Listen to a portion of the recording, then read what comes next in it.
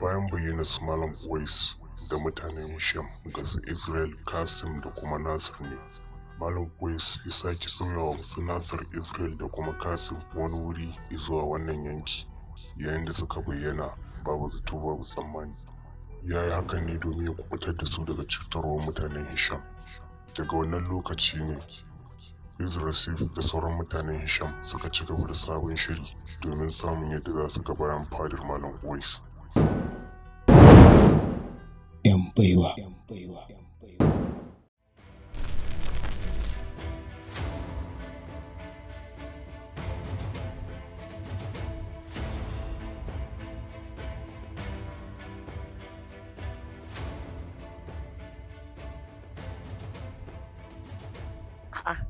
To ta yake nan kuma muka sake bayyana a nan gurin. Matsala a cikin rukunin nasu ma ba mu san suwaye yan bayar. Amma dai tunda hanya ta kawo mu nan, ci gaba da nausa. Wannan lissafi naku ne. Domin haka ku sallame ni domin in kama hanyata in dosa in tafi. Ni ina ganin kamar har yanzu da sauran zangon tafiya. Me zai hana ka yi hakuri da su da zamu? Ina ganin abin da ya kamata ke. Na riga na gama magana ta. Sauran zantuka kuma alburusan da ke cikin bindigan nan su ne za su yi magana.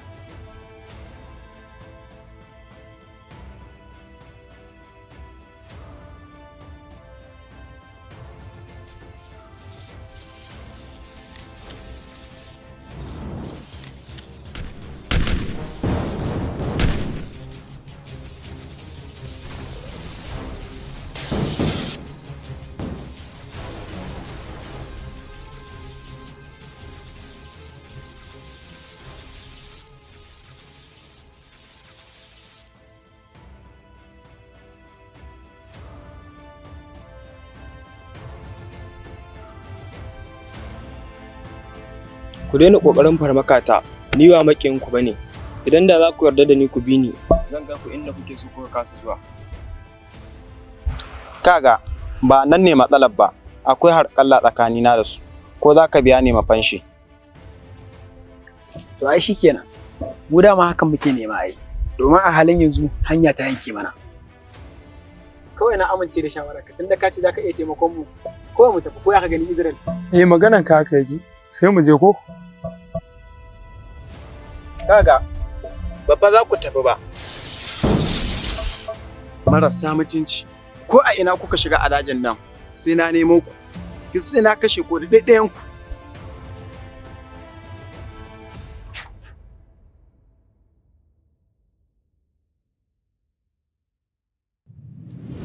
Wurin yana da tsohon tarihi. Da alamu mutane da dama sun je wurin amma babu wanda ya dawo daga cikinsu. Ina ganin akwai wasu halittu da ke da haɗari a wurin. Shi yasa babu wanda ya dawo daga cikinsu. Ina gani kamar su ne suke halakar da dukkan wanda ya je wurin. Shi yasa babu wanda ya dawo har yanzu. Duba ta nan wurin. Da alamu na ga wata tsohuwar fada ce a wurin. Ina ganin sansanin mutane da ake ce ma 'yan baiwa. A nan suke rayuwa. Kana ganin akwai wasu mutane da ke rayuwa a wurin? Kwarai kuwa, za mu je wurin ne domin haka. Aikin binciken tarihi muke, duk wata tambayar da bata da ansa, to bincikenmu ne ansa. Ina ganin za mu je. To shikenan, sai mu je.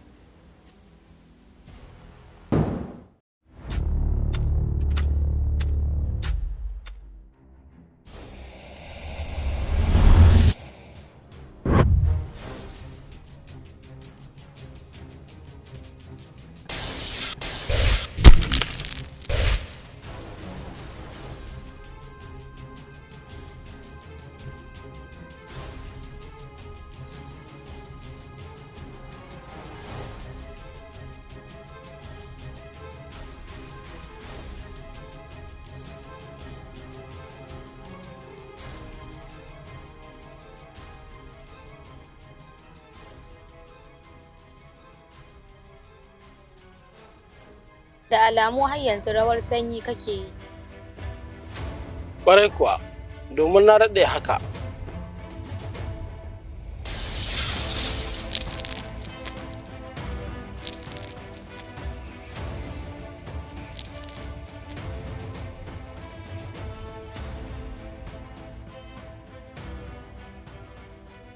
mutanen Hisham sun keta tsaron ganuwar fadar.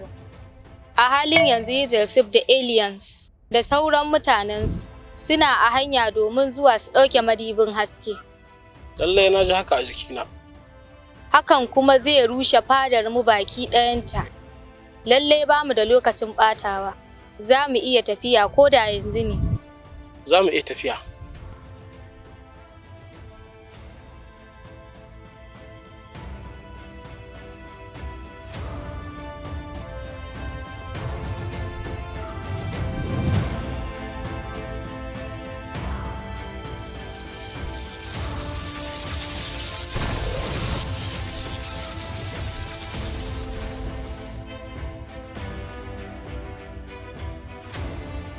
A wannan wurin da muke yanzu haka muna dosar fadan Malam Uwais. Ita ce fadan muke nan. Ana mana inkiya da 'yan baiwa. Makasudin fadan mu da mutanen Isham kuma shine ya samo asali ne shekara 100 da ta shure zuwa yanzu karni ɗaya kenan. A zamanin da dodannin jegari suke mulkar wannan yankin, amma yanzu dukansu sun shuɗe, sai guda ɗaya da ya rage wanda yake kulle a cikin kogo. Babban manufa da farmakin mutanen Hisham a gare mu shine da kwai wani madubi da ke ƙarƙashin fadanmu, wanda wannan madubi shine ginshikin da yake kare fadanmu. Daga lokacin da suka sace wannan madubi, babu wani ɗan baiwa da zai sake amfani da tsafin shi domin taimakon masu rauni. Ina fatan ku duka biyu za ku kasance tare da ni.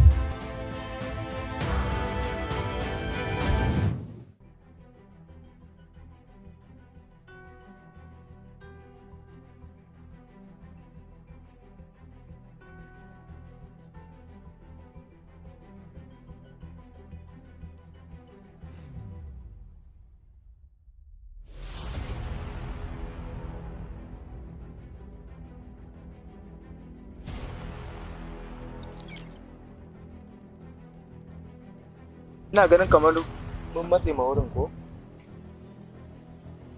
Saboda a tasawira haka ta nuna.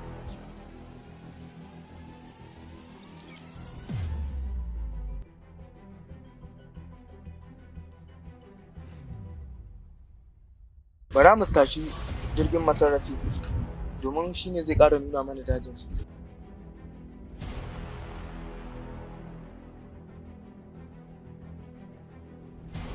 To yayi, kai haka. Zan duba wasu hotuna da za mu ɗauka. Okay, to shike.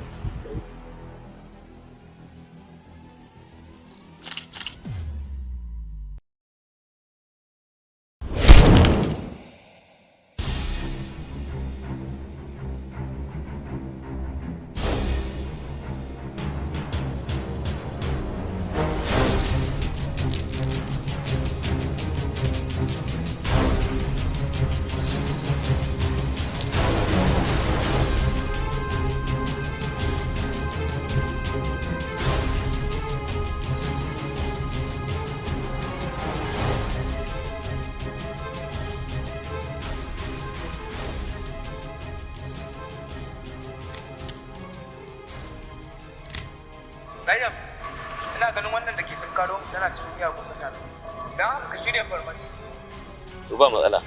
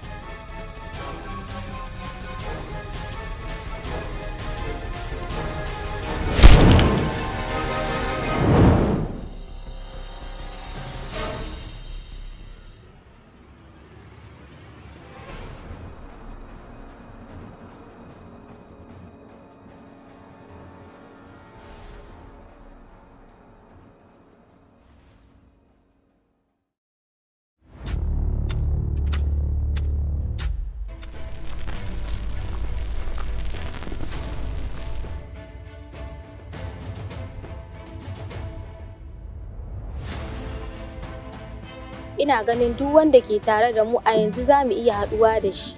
Sai dai ina da wani ƙorafi guda ɗaya. da akwai wani abokin tafiyarmu ina neman shi domin mun baro shi a hanya ba ma tare da shi a yanzu. Kar ka damu da shi, a halin yanzu yana gabanmu, shi za mu tunkara. Idan har ya amince shi ma sai ya jona da mu kafin mu isa wurin Malam Uwais.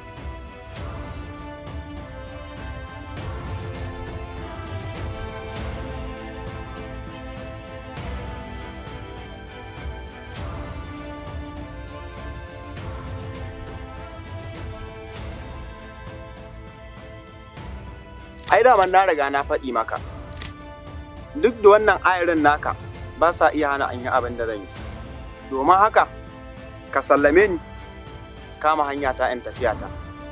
Ina magana ko ɗayan ku ba wanda ya magana. Ko dai dukkan ku kun yaye rayuwarku ne, domin zan iya halba kowa daga cikin ku.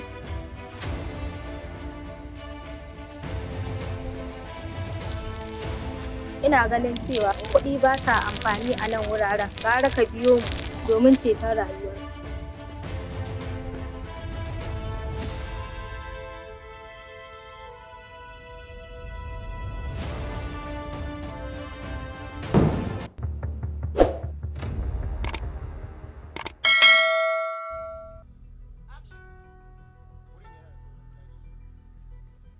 Wurin yana da tsohon tarihi.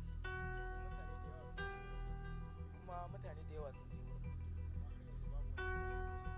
Amma har yanzu babu wanda ya dawo daga cikinsu. Rolly. Ina ɗauka. Nayi zan daki.